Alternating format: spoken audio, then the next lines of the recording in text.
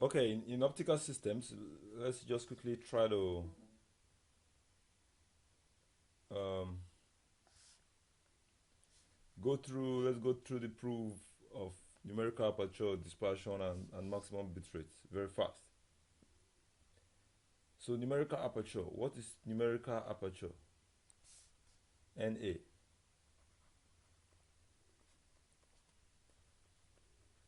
It is the measure, right, of the light gathering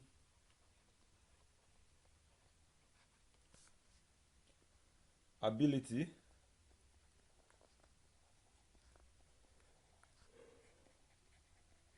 of the fiber optic. Or we can say, you know, it is an indication of how much light the fiber can collect or gather. So basically it shows how much light a given fiber optic can gather, like the light gathering power ability. Now mathematically it's defined as Na sine theta A. Let me draw the interface for you.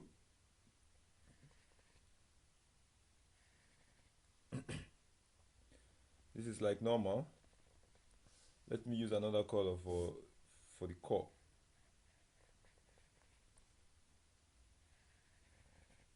So here's like N core, N cladding, N cladding. In fact, let me use a bigger shape so that it can be clearer. Let me draw it again. Let's say we have this as the core, and we have this as the cladding.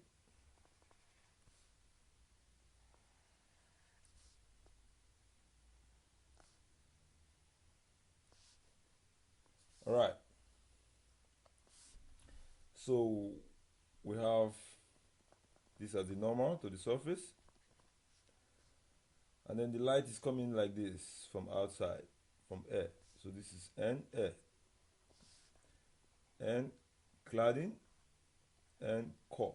This is refractive index,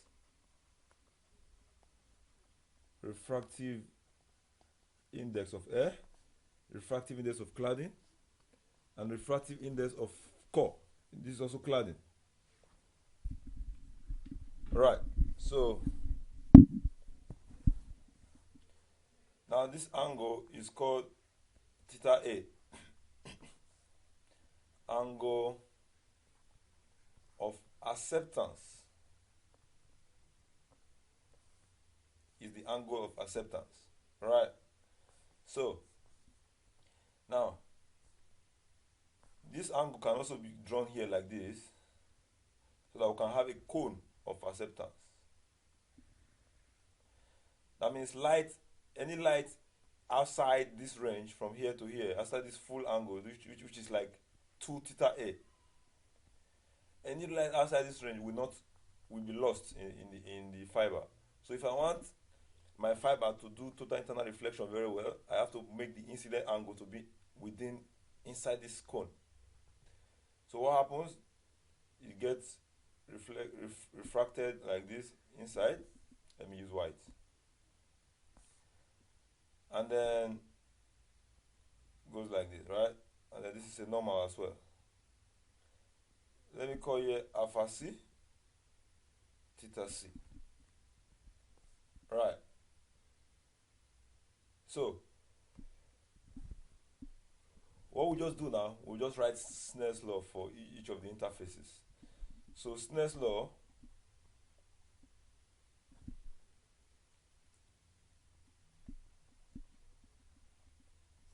me write Snell's law between air and core.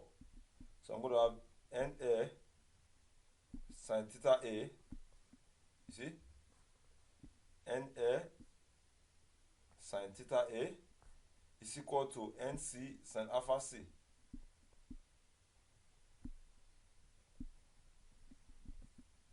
Alright, now that's for between here and here. Let's write for between here and here. Right? Now remember, at this point, you have total internal reflection happening. So that means if this theta C is critical angle, it means that the angle here is 90. So that means NC sine theta C is equal to ND sine 90. So sine theta C is equal to ND over NC, because sine 90 is 1. Alright, so we have two main information now. We have NA sine theta A is equal to NC sine alpha C, and then we have NC sine theta C is equal to ND sine 90, and we got that NC sine theta C is equal to ND, since sine 90 is equal to 1. So that sine theta C is ND over NC. So keep that in mind. From here, NA is 1, right? So from here, NA is 1.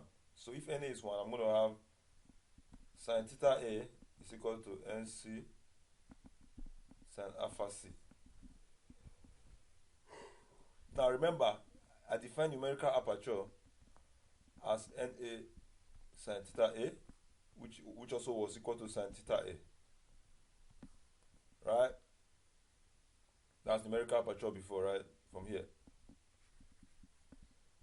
So we see that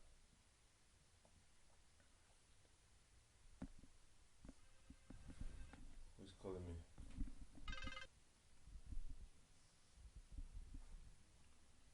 So we have numerical aperture is equal to sine theta A. So numerical aperture is equal to sine theta A. Right, so we have NA is equal to sine theta A, which is also equal to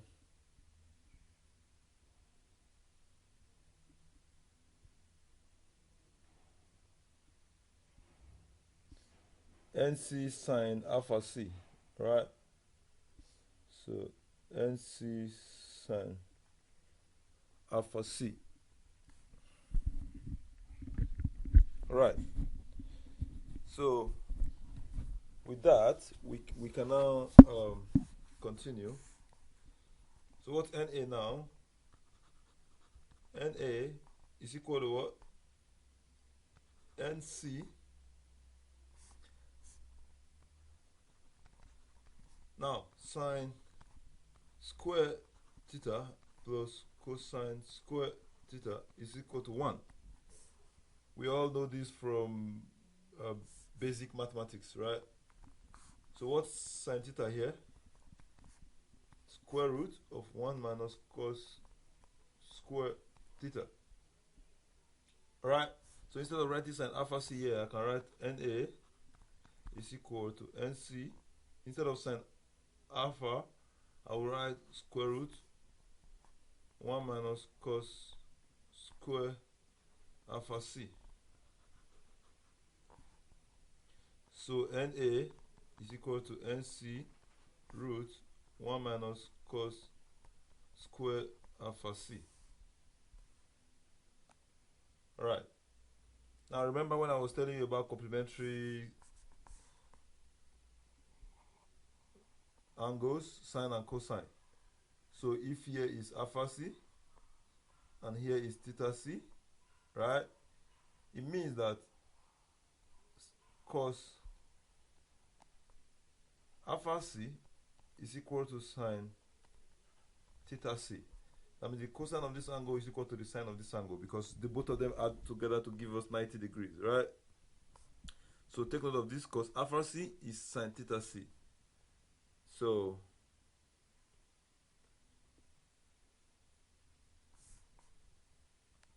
this is nc root 1 minus, we had cos alpha c somewhere before, cos alpha c, you see now, sine theta c is nd over nc, which is also equal to cos alpha c, because I said sine theta c and cos alpha c are equal.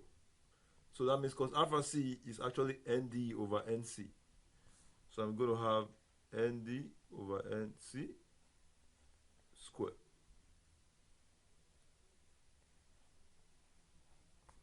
Right, so what I have, numerical aperture is nc root 1 minus nd squared over nc squared. This will be nc root nc squared minus nd squared over nc squared.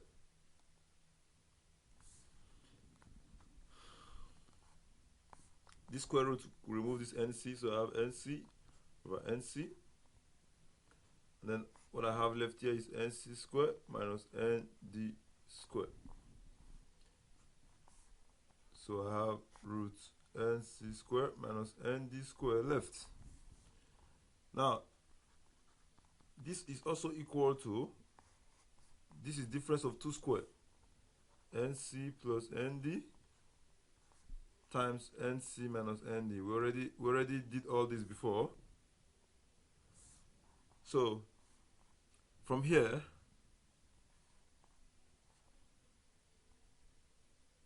we assume that assumption nc is approximately nd. So these two, I can just call it 2nc. So na is equal to root 2nc, nc minus nd. Right? Now that brings me to what is called step index. I have to define a term called step index. What is step index?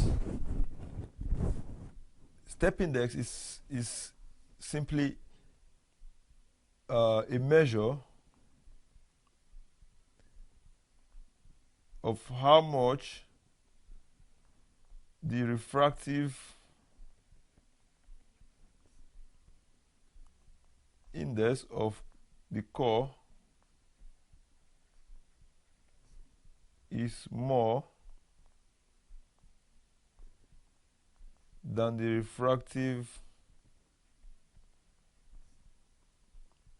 index of the cladding.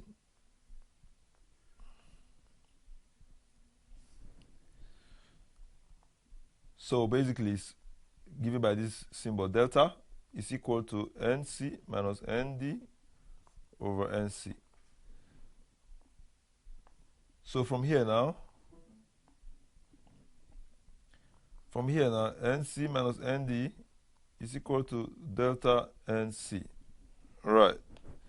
Normally we express this delta in percentage, maybe something like 1.5%, 3%. How many percent is the refractive index of the core bigger than that of the cladding? Or I can say how many percent is the refractive index of the cladding less than that of the core. Remember, the core refractive index is always more than the cladding for total internal reflection to occur. So it's from this place, from this formula now, I'll just replace nc minus nd with delta nc. So na is equal to square root of 2nc. Instead of nc minus nd, I now have delta nc. This will give me square root of 2 delta nc squared. Alright, so we could easily just take this square root. So I'll have NC out and root 2 delta. There are so many exam questions that just need you to calculate numerical aperture. They'll give you the core refractive index, they give you the step index, you just put it in the formula and then you just use it. For example, let me look at, I can see one question here. See now, there's a question here that says, experimental tests are conducted on a step index multimode fiber of length 5 km. The manufacturer specification data show that the core refractive index is 1.45 and the cladding is 1.5% lower. So that means delta is 1.5 and NC is 1.45. They already give us everything. Work out the numerical aperture of the fiber. That's it. So easy. Just put everything inside there and you get the answer. Now those are the different formulas for numerical aperture. All right.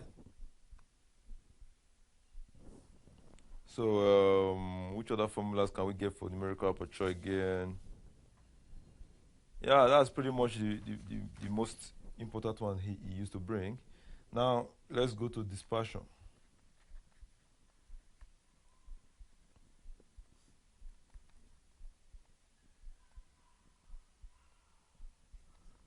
This is the spreading of light pulse due to different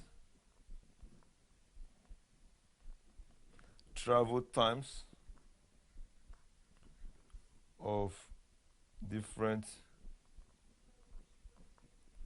modes of light. All right. Now,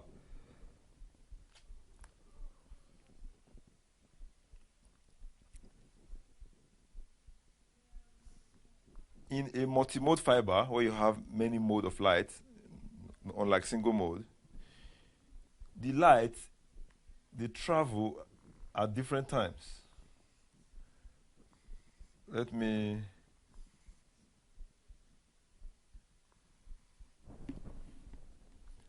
so this is cladding core, right? Now